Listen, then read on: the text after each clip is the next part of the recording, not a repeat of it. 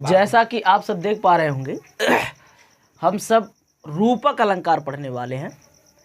आपके सामने इसका परिभाषा और कम से कम 10 एग्जाम्पल दिए हैं। हम आपको उदाहरण पल तथा पहचानने के तरीका पे कुछ डिस्कस करेंगे। चलिए देखते हैं। जहाँ उपमेय में उपमान का भेद रहित आरोप किया जाता है। फिर से, जहाँ उपमेय में उपमान का भेद रहित आरोप किया जाता है, अर्थात उपमेय और उपमान में अभिन्नता प्रकट की जाए, वहाँ रूपक अलंकार होता है। यहाँ 2 शब्द आए हैं, उपमेय और उपमान। इसके विषय में थोड़ी सी बात हो जाए। उपमेय जिसकी तुलना कराई जाती है, उपमान जिससे तुलना कराई जाती है। जैसे मैं कहूँ कि यह बोर्ड जैसे दीवाल है, तो ये बोर्ड आपका हो गया उपमेय, और दीवाल से हम तुलना करा रहे हैं तो दीवाल आपका हो गया उपमान। जैसे मैं कहूँ कि यह मार्कर एक मैजिक छड़ी है, तो ये मार्कर उपमेय हो गया, और मैजिक छड़ी जिसकी मैं बात कर रहा हूँ वो आपका उपमान हो गया। तब जब उपमेय और उपमान के बीच कोई भेद ना रखा जाए, अर्थात उपमेय और उपमान को एक जैसा एक ही तरह बोल दिया जाए या एकदम सेम टू सेम समझा जाए, तो वहाँ पे रूपक अलंकार होता है। जैसा कि यहाँ लिखा है कि उपमेय में उपमान का भेद रहित, मतलब कोई भेद ना उसमें बताया जाए, डायरेक्टली ये कहा जाए कि दोनों चीज़ें सेम हैं।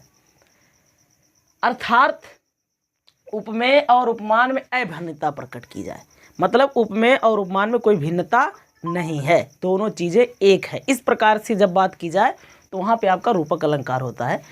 आप इस परिभाषा को याद कर सकते हैं, आवश्यकता पड़ने पे लिख सकते हैं। चलिए हम बात करते हैं उदाहरण के बारे में। जैसे कि यहाँ एक लिखा है, चरण कमल बंदो हरि राई। थोड़ी सी मैं बात बताना चाहूँगा, कहीं कहीं कुछ किताबों में चरण की जगह पे चरण लिखा है, तो भी बात सही है, चरण भी सही है। फिलहाल समझते हैं। चरण कमल बंदो हरि राई, तो आप यहाँ देख रहे हैं चरण कमल, चरण को कमल बोल दिया गया है। मतलब ऐसा नहीं कहा गया कि चरण कमल जैसा है, ऐसा नहीं कहा गया, डायरेक्टली कह दिया गया कि चरण कमल, जो चरण है वो कमल है, अर्थात वो चरण नहीं बल्कि कमल। उस चरण को देख रहे हैं कि हाँ वो चरण है, लेकिन फिर भी उसको क्या बोल रहे हैं, कमल बोल रहे हैं।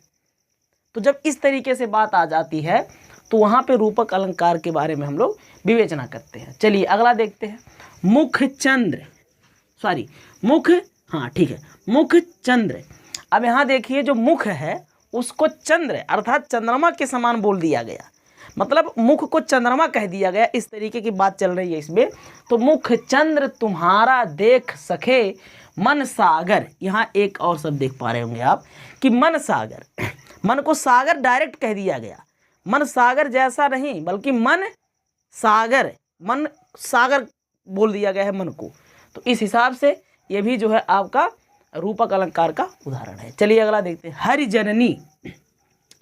जननी किसका, हरि को जननी की तरह देखा गया है, तो ये भी जो है आपका रूपक अलंकार है। इसी प्रकार से आपके समक्ष 10 एग्जाम्पल है। जैसे मुनि पद कमल, यहाँ देखिए मुन के पैरों को कमल बोल दिया गया।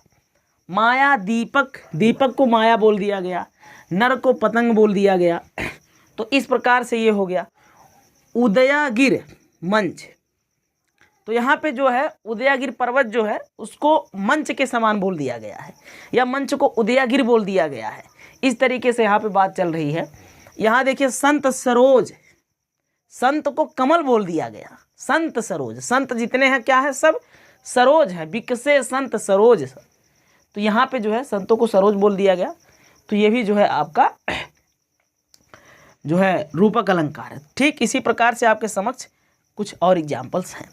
तो इस प्रकार से हम लोग ज़्यादातर, आप डैश थोड़ा सा ध्यान देंगे तो ज़्यादातर आपको डैश देखने की प्रक्रिया समझ में आएगी कि इस प्रकार के अलंकार में जो उपमेय और उपमान दो शब्द होते हैं उनके बीच में आपको डैश संयोजक चिन्ह दिखाई देगा। तो इससे भी आप कुछ अनुमान लगा सकते हैं कि ये चीज़ जो है रूपक अलंकार है। तो ये रहे कुछ एग्जाम्पल। अगर इसमें भी आपको कहीं कुछ चीज़ें ना समझ में आई हो या आपके पास कोई ऐसा उदाहरण है जिसको आप नहीं समझ पा रहे हैं कौन सा अलंकार है, तो आप कमेंट में वो चीज़ हमको बता सकते हैं, हम उसका सलूशन आप तक पहुंचाने का प्रयास करेंगे। धन्यवाद।